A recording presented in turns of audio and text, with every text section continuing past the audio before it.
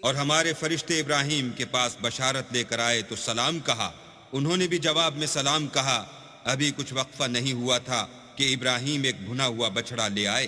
جب دیکھا کہ ان کے ہاتھ کھانے کی طرف نہیں جاتے، یعنی وہ کھانا نہیں کھاتے، تو ان کو اجنبی سمجھ کر دل میں خوف کیا۔ فرشتوں نے کہا کہ خوف نہ کیجئے، ہم قوم لوط کی طرف ان کے ہلاک کرنے کو بھیجے گئے۔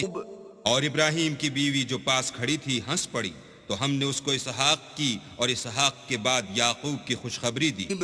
اس نے کہا، اے ہے میرے بچہ ہوگا، میں تو بڑھیا ہوں اور میرے میاں بھی بوڑھے ہیں، یہ تو بڑی عجیب بات ہے۔ انہوں نے کہا، کیا تم اللہ کی قدرت سے تعجب کرتی ہو؟ اے اہل بیت، تم پر اللہ کی رحمت اور اس کی برکتیں ہیں، وہ سزاوار تعریف اور بزرگوار ہے۔ جب ابراہیم سے خوف جاتا رہا اور ان کو خوشخبری بھی مل گئی، تو قوم لوط کے بارے میں لگے ہم سے بحث کر۔ بے شک ابراہیم بڑے تحمل والے، نرم دل اور رجوع کرنے والے تھے۔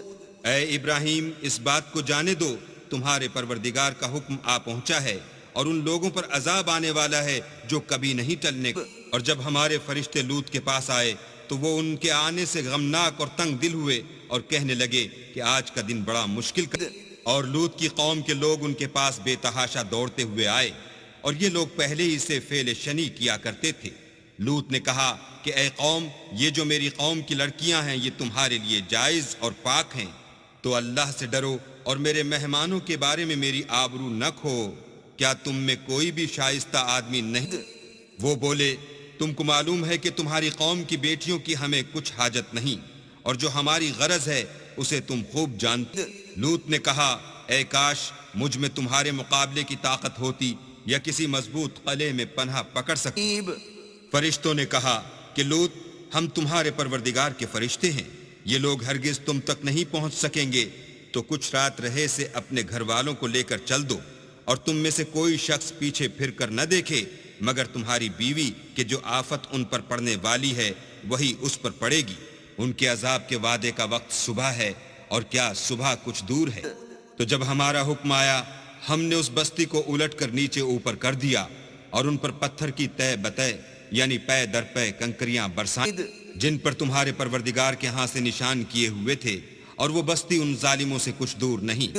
اور مدین کی طرف ان کے بھائی شعیب کو بھیجا، تو انہوں نے کہا کہ اے قوم، اللہ ہی کی عبادت کرو کہ اس کے سوا تمہارا کوئی معبود نہیں، اور ماپ اور تول میں کمی نہ کیا کرو، میں تو تم کو آسودہ حال دیکھتا ہوں۔ اور اگر تم ایمان نہ لاؤ گے تو مجھے تمہارے بارے میں ایک ایسے دن کے عذاب کا خوف ہے جو تم کو گھیر کر رہے گا۔ اور قوم، ماپ اور تول انصاف کے ساتھ پوری پوری کیا کرو، اور لوگوں کو ان کی چیزیں کم نہ دیا کرو، اور زمین میں خرابی کرتے نہ پھرو۔ اگر تم کو میرے کہنے کا یقین ہو تو اللہ کا دیا ہوا نفع ہی تمہارے لیے بہتر ہے، اور میں تمہارا نگہبان نہیں ہوں۔ انہوں نے کہا، شعیب، کیا تمہاری نماز تمہیں یہ سکھاتی ہے کہ جن کو ہمارے باپ دادا پوجتے آئے ہیں ہم ان کو ترک کر دیں، یا اپنے مال میں تصرف کرنا چاہیں تو نہ کریں؟ تم تو بڑے نرم دل اور راست باز ہو۔ انہوں نے کہا کہ اے قوم، دیکھو تو اگر میں اپنے پروردگار کی طرف سے دلیل روشن پر ہوں اور اس نے اپنے ہاں سے مجھے نیک روزی دی ہو تو کیا میں ان کے خلاف کروں گا؟ اور میں نہیں چاہتا کہ جس امر سے میں تمہیں منع کروں خود اس کو کرنے لگوں۔ میں تو جہاں تک مجھ سے ہو سکے تمہارے معاملات کی اصلاح چاہتا ہوں، اور اس بارے میں مجھے توفیق کا ملنا اللہ ہی کے فضل سے ہے۔ میں اسی پر بھروسہ رکھتا ہوں اور اسی کی طرف رجوع کرتا ہوں۔ اور اے قوم، میری مخالفت تم سے کوئی ایسا کام نہ کرا دے کہ جیسی مصیبت نوح کی قوم یا ہود کی قوم یا صالح کی قوم پر واقع ہوئی تھی ویسی ہی مصیبت تم پر واقع ہو، اور لوط کی قوم کا زمانہ تو تم سے کچھ دور نہیں۔